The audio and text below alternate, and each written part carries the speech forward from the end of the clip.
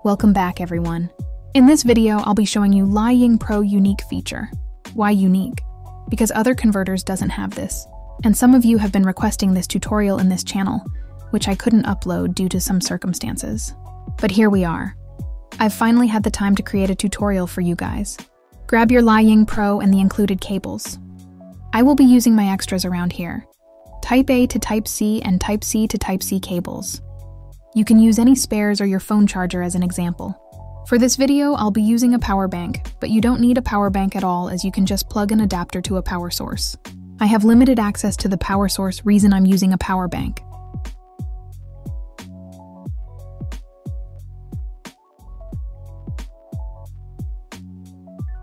If you see this red light, it means we are in wired mode, and if it's green, it's in Bluetooth. Now connect this other half of the cable to your device. At some point, you might encounter issues. You can just replug it. Make sure you enabled this fast-popping notifications. If you have successfully connected your device, it will show a Ying Pro icon. I forgot to plug in my mouse and keyboard dongles in this part. I preferred using 2.4 GHz than having a lot of wired in my desk. Reason I opt for M3 than Ying Pro. Since we are using this device in joystick mode, we'll need to change the mode by tapping on this section. The app will close and you have to reopen it again. After the app closes, your converter might turn off as well, but this is just because my power bank automatically turns off as well. Now in this part, switch modes by pressing ESC plus F5 in your keyboard. I might be pressing random keys here as I forgot the method, but just follow this voiceover rather than watching the video. Once done, this light in the converter will turn green for Bluetooth mode. Open your Bluetooth and pair it. Mine is already paired. Once done, you'll notice that there's no icon showing, which means it's not connected. Now this is the bizarre part of the tutorial. Remove the cable connecting your tablet or phone and unpair the Bluetooth. This might be applicable for my device, but it is the same step on my Sony phone. Reason I'm confused with this steps and tends to forget how to execute it.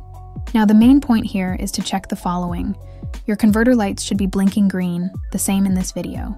Now here is my proof that this is not connected through Bluetooth or wired. How is that possible? I'm not so sure, however, the app won't open if it's not connected in the internet. I think that's one of the cons as well as a perk of not connecting wirelessly like we usually do in other converters, but through internet connection. Here is the settings of the app you might have to copy.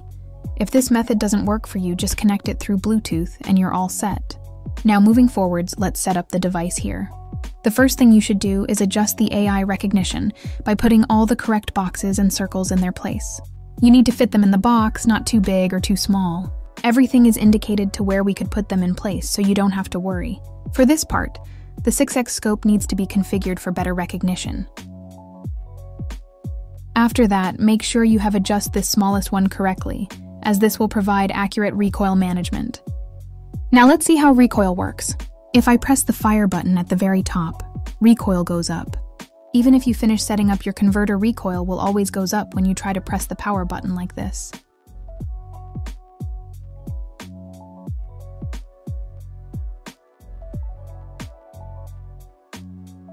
To control the recoil, you need to press the screen in the right to activate recoil control.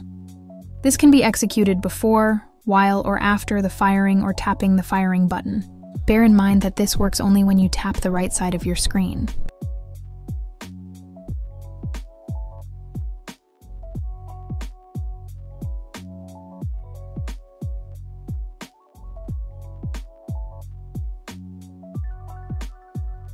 The difference from keyboard here is you will create tap buttons, which helps in some ways.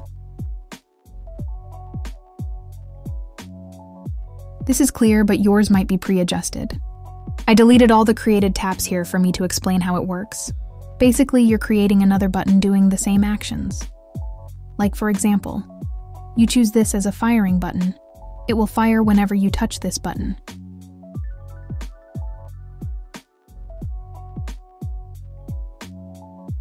Here I'm showing you that this part of the screen doesn't have any hidden controls to fire.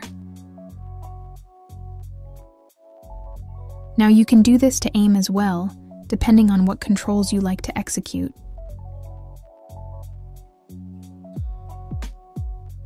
Both of this are useless if we can't associate with the game.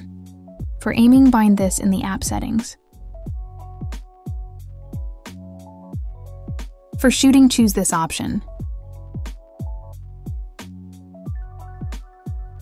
Now you're all set with the recoil and binding touches. You can experiment more by adding macros or other features. If you like more content like this, subscribe to my channel and don't forget to leave a like. Cheers!